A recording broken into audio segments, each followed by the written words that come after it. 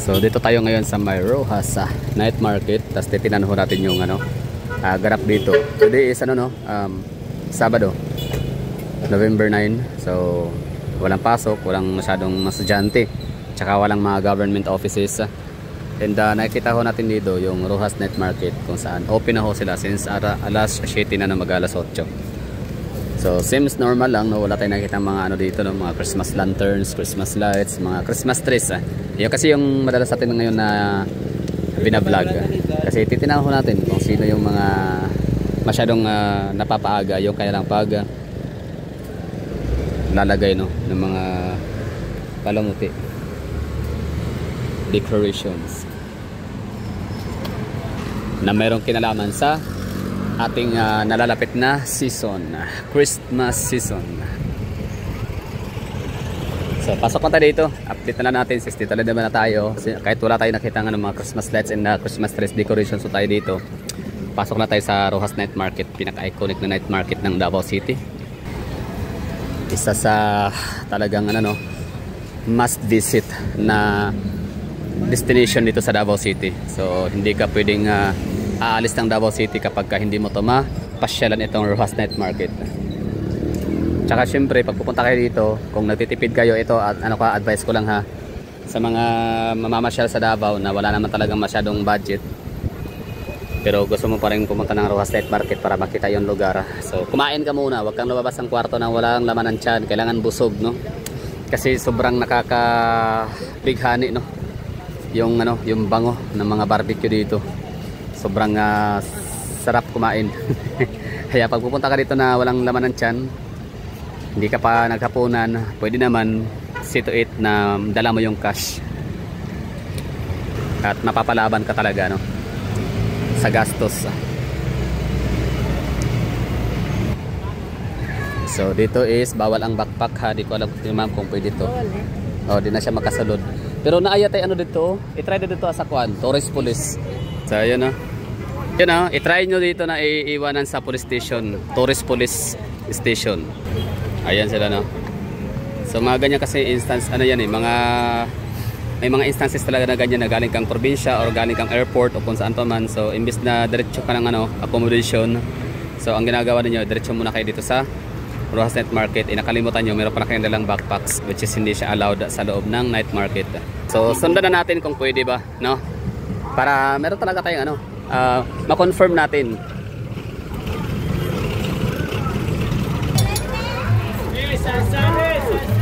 So, Tourist Police Freedom Park.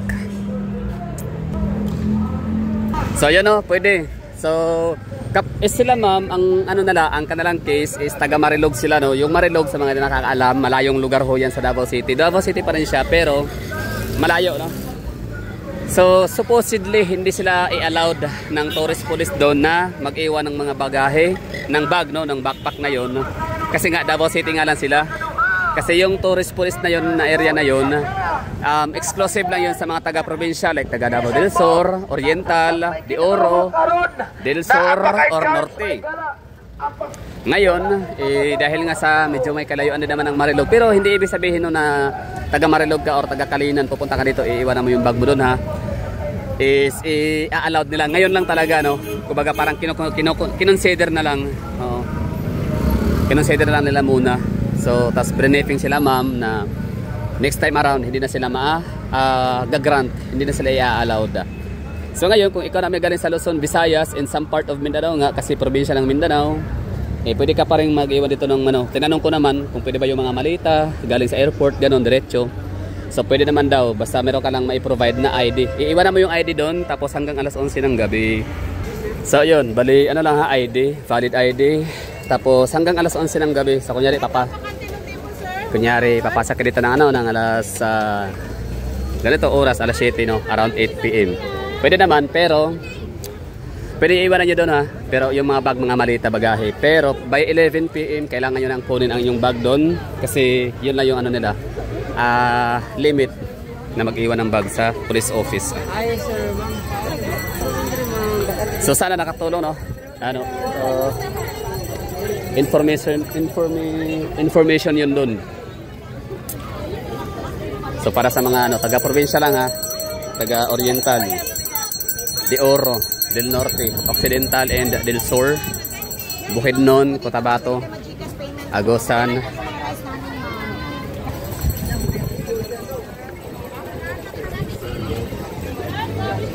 Pasok na tayo dito. Di ba? Marami pa rin kumakain. Di ba? Good thing sa akin. Kumain muna ako bago lumabas, bago umalis. Ayaw kong gusto ko sanang magtanong. Ay, sorry. Gusto ko sanang magtanong sa tawag na ito, sa mga chicken inasal, no? Yung mga barbecue ba? Pitcho. Yan problema lang, nakakahiya. Di naman tayo bibili. Basta, ewan ko ba? Nakakahiya, no? Na tatanong-tanong ka, tapos di ka nang bibili. So yun, bali hindi natin itatanong na, basta pasok na tayo dito. Pero mura lang yan, nasa mga 90 lang siguro yan, 100, gano'n, no? Magkano ba yung chicken inasal sa mga inasal? Yung pitcho, di ba? 160 yata, 170 kasama na yung rice only.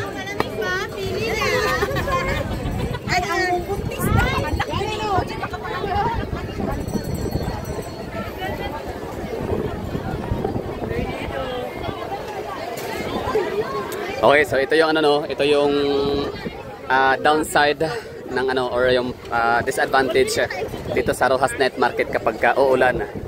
Kasi talagang magkakagulo talaga yung mga tao dito. Siyempre, yung mga kumakain, di ba?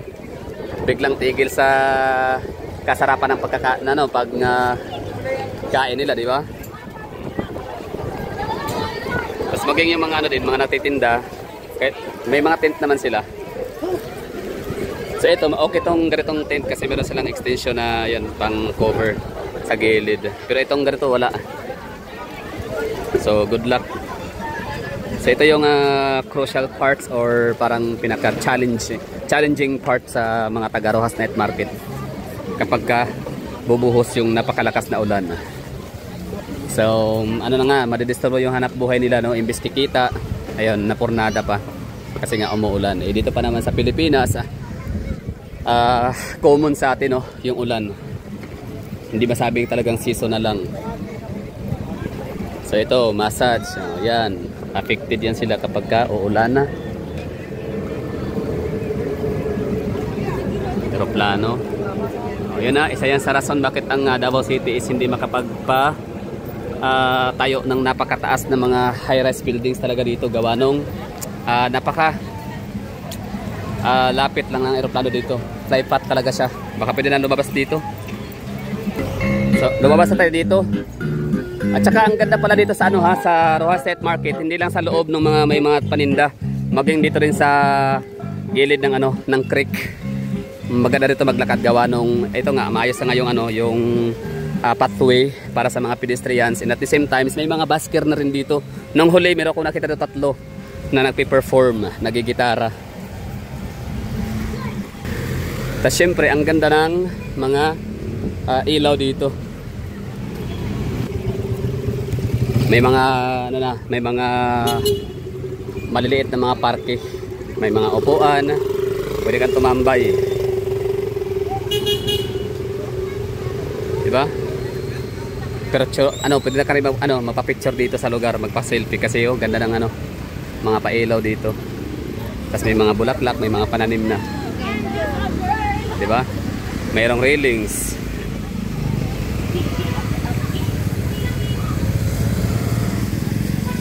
Ito yung hitsura ng Rojas Night Market, latest vlog. Okay na siguro tayo, ay maulan so hindi pa naman tayo nakapagdala ng payong, kaya hindi natin pwedeng isaalang-alang ating kalusugan. Health is wealth. Thank you for watching. Bye bye and ingat.